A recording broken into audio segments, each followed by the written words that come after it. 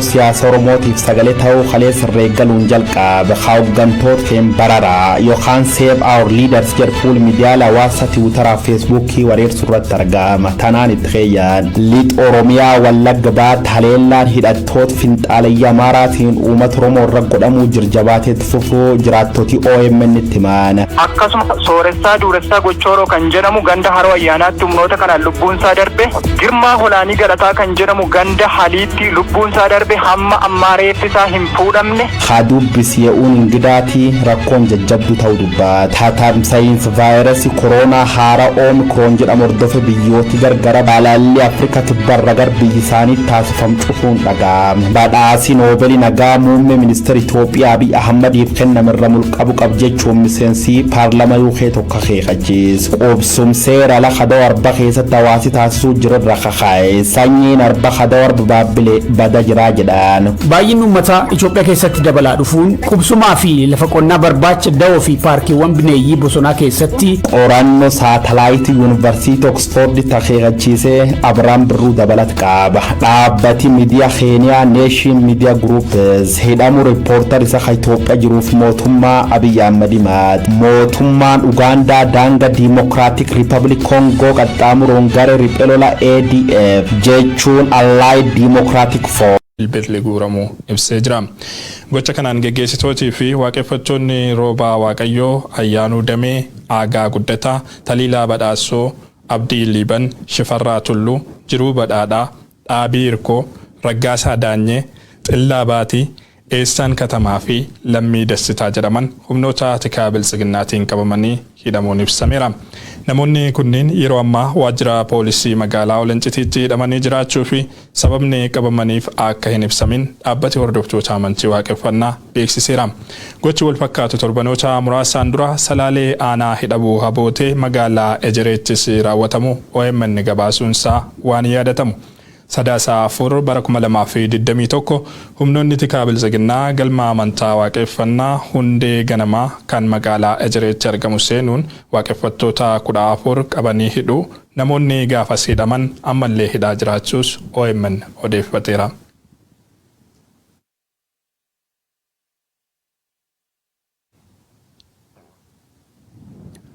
Aanaalee godina Wallaggaa bahaatti haleellaan hidhattoota finxaalayyaa Amaaraatiin uummata Oromoo irratti raawwatamu ijjufee jiraachuu jiraattonni himan. Aanaalee rakkoon kun yeroo ammaa bal'inaan keessatti mul'atu keessa aanaan Giddaa Ayyaanaa tokko yoo taatu, gandoota aanichaa Haroo Ayyaanaa, Dooroo Burraa fi Alii jedhaman keessatti guyyaa guyyaan namoonni ajjeefamaa, qe'een isaanii mancaafamaa jiraachuu jiraattoti aanichaa OMN itti himaniiru. Murni aangoorraa jiru qaama duula uummata Oromoo irratti banamee jiru ta'uun waan ifatti mul'atudha jedhu jiraattonni. Bal'inni oduu kanaa itti aanee dhiyaata. Ji'oota muraasaas aanaalee godina Wallagga bahaa fi Horroo Guduruu Wallaggaa ollaa naannoo Amaaraatti argamanitti dararamni guyyaa guyyaadhaan hawaasa mudatu hammaateera. Gochoota suukanneessoo hidhattoonni finxaalayyaa Amaaraa raawwatan kanaan hedduun haala suukanneessaan lubbuu ofii dhabaniiru. Kanneen lubbuun hafan ammoo qe'een isaanii irratti barbadaa'uun buqqaanii godaanuuf dirqamaniiru. Kaayyoon humnoota gocha kana raawwatanii babal'ifannaa lafaati jedhu jiraataan aanaa Giddaa Ayyaanaarraa OMN'f yaada kennan.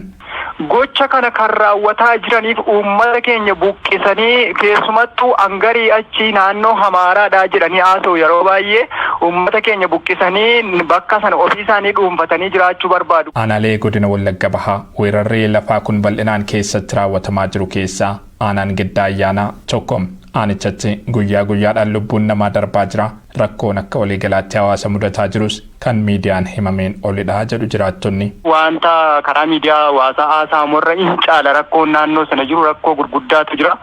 Keessumattuu aanaa Giddaa Ayyaanaa gandoota akka Haroo Ayyaanaa, Dooroo Oborraa fi ganda Halii kan jedhamu keessatti rakkoo gurguddaatu jira. Uummanni keenya jimilaan dhumaa jira. Qe'eerraallee buqqa'aa jira. Qabeenyi isaa barbadaa'aa jira. Abbaan manaa fi haadha manaa adda bahanii wal argaa hin jiran, wal beekaa hin jiran. Lakkoofsi nama du'eellee hammana jedhamee ibsamuu hin danda'u. Lubbuun nama du'e hammana jedhee namni beeku hin jiru. Hanga ammaatti namni danuun buqqa'eera qe'eerraa ammoo. Gandoota aanaalee kiiramuu keessa jiran kanneen akka Waastii, Haroo keessatti gochaan kun irra deddeebiitiin raawwatamaa ture ammallee raawwatamaa jira. Naannoo Horroo Guduruu Wallaggaa Habee Dongoroo kan jedhamutti Agamsa, Amuru fi kan kana fakkaatanitti gochaaleen sukkanneessoon humnoota finxaaleeyyii kanaatiin raawwatamaa turaniiru ammallee raawwatamaa jiru. Torban darbe keessa Fiqaaduu Mokonnin Gonfaa kan jedhamu ganda Haroo Ayyaanaatti abbaa ijoollee shaniidha humnoota kanaan lubbuun isaa darbe. Akkasuma Sooressaa Duuressaa Gochooroo kan jedhamu ganda Haroo Ayyaanaatti humnoota kanaan lubbuun isaa darbe. Girmaa Holaanii Galataa kan jedhamu ganda Haliitti lubbuun isaa darbe hamma ammaa reeffi isaa hin fuudhamne. Ayyalaa Bayyanaa Toleeraa kan jedhamu hamma ammaa kan reeffa isaa fuudhe hin jiru. Dhugaasaa Shifarraa kan jedhamu lubbuun isaa achitti darbeera.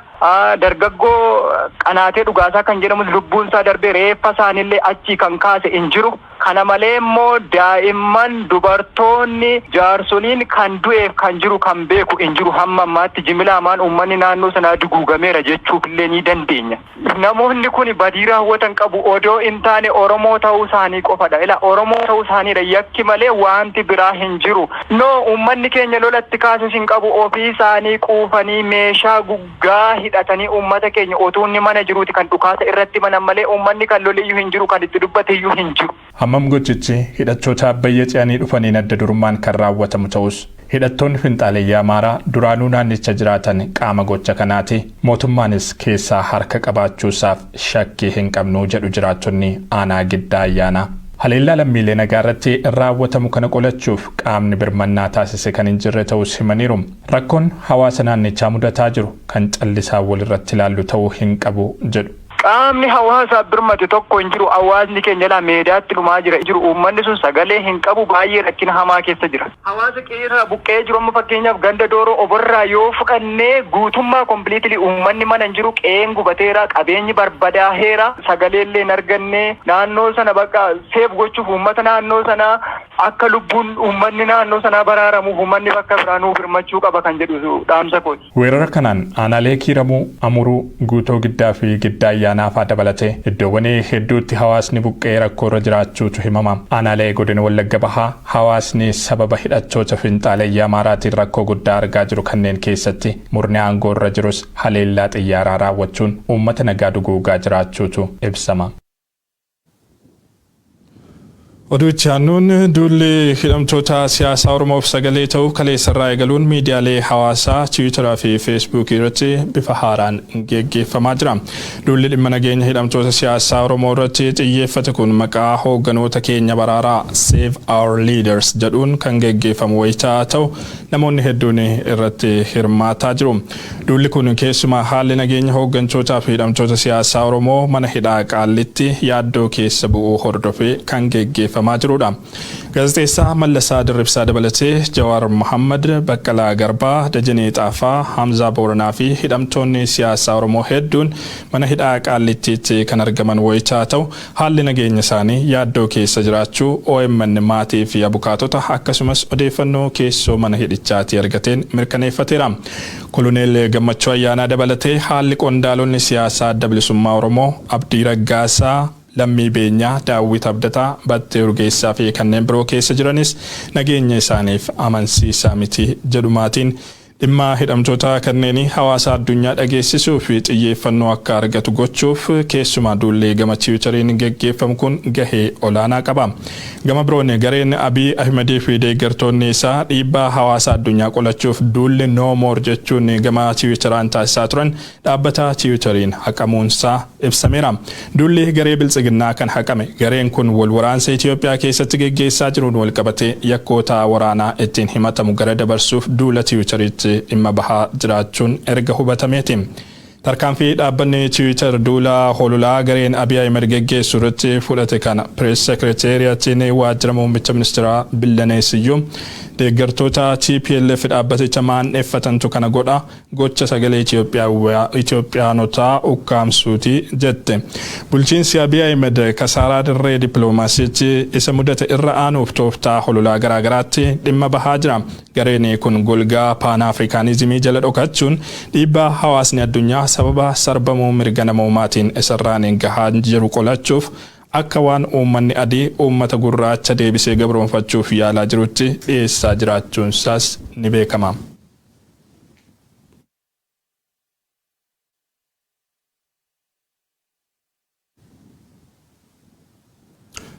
Kaaba Itoophiyaatti namoonni miliyoona 9,400 caalan haala hammaataa keessa jiru jedha sagantaan nyaataa fi qonnaa addunyaa.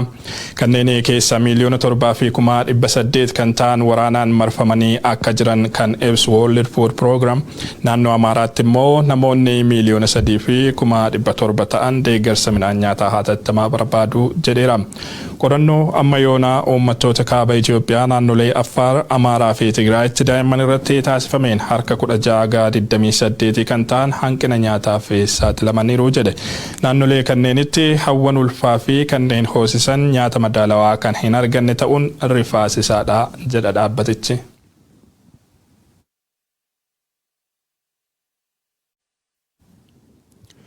Dhaabbanni miidiyaa Keeniyaa Nation Media Group hidhamuu riippoortara isaatiif mootummaa Itoophiyaa himate. Dhaabbatichi xalaa iyyannoo Koomishinii Mirga Namoomaa Itoophiyaa fi Ministeera Haqaatiif barreesseen galaalchaan kiyya Tasfaalem Taklee kan onkoloolessa keessa qabamee hidhame eessa jira jechuun gaafatee jira. Dhaabbati mirga gaazexeessitootaaf falmu CPJ'n gama isaatiin Itoophiyaatti erga Abiy gara aangootti dhufees miidiyaaleen baay'een ogguramuu, hedduun akeekkachiifamuu fi gaazexeessitoonni 50 ol hidhamuu, 2 ammoo ajjeefamuu ibsee jira. Gaazexeessitoota Itoophiyaa keessatti yeroo dheeraaf hidhaman keessaa tokko Mallasaa Dirribsaatii kan jedhe gareen mirga gaazexeessitootaa kan biraa Reporters Without Borders ammoo Itoophiyaan biyya walabummaan gaazexeessummaa keessatti salphatedha jedhee jira. Guyyoo Waariyoo gamaa gamanaa waan qindeesse qaba.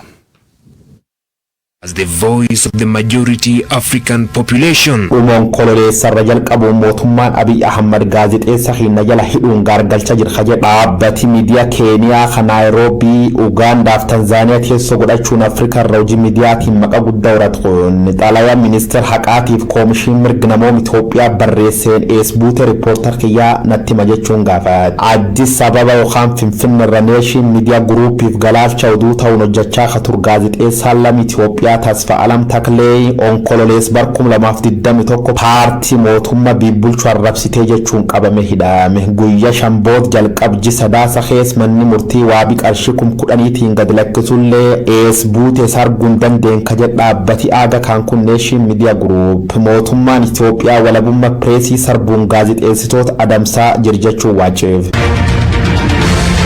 Currently, the group is adjusting to the revolutionary age of digital disruption. Eegi jijjiirama Itoophiyaa keessa dhufu jedhan gatati as gaazexeessitoota 50 caalan jala hidhamuun lamijjeefaman hedduun biyya baqatan ka jedha dhaabbati mirga gaazexeessitootaatiif falmu Committee to Protect Journalists. Itoophiyaan biyya walabummaan pireesii keessa miidhamti jechuun gabaas waggaa hadhiyootan baaseen biyya Abiy Ahmad Addis Ababa tarree warra walabummaa pireesii ukkaamsan jechuun the worst jailers of journalists keessa qoruun isanii yaadata. Muummichi ministeera Itoophiyaa guyyaa walabummaan pireesii addunyaa 26 Finfinnee kabajamu jechuun akkeen war faranjoota barkum 2019 gaazexeessitootaaf dirree haaraa jechuun waada seene turullee waada sun cuf nyaate gaazexeessitoota hedduu na jala miir hajjad jaarmiyaa mirga gaazexeessitoota idil addunyaa hadhibiin Reporters Without Borders. Itoophiyaa Abiy Ahmad akkum CPJ tarree war dhuma keeggalchuun abaaruu irratti argama. Have raised concerns about the Ethiopian government's use of anti-terrorism laws to target journalists. OMN if New York Times warre yamirra fudhatame biyya baafaman keessa muraasa yoo ta'an BBC News, raadiyoon Jarman Deutsche Welle, Associated Press, Reuters, CNN if miidiyaalee dhuga akeekkachiisitti barreeffamuun doorsifama jiru jedha. Itoophiyaattuun kuram nageenya hordofe gaazexeessitooti haal duraanii caala rakkoomtuuf saaxilamanii jirka jedha dhaabbati mutookko muutoofaan CPJ'n Oromiyaa Media Network irra Mallasa Dirribsaa gaazexeessa yeroo dheeraaf Itoophiyaatti dhajirta'u heeruun yeroo lama ol manni murtii mirga waabii eegee fi gad lakkisuus bulchiisi Abiy Ahmad mirga namummaaf gaazexeessummaa samul qunqaallittiin najara huggur jechuun koommaat. The Committee to Protect Journalists reports that in the wake of protests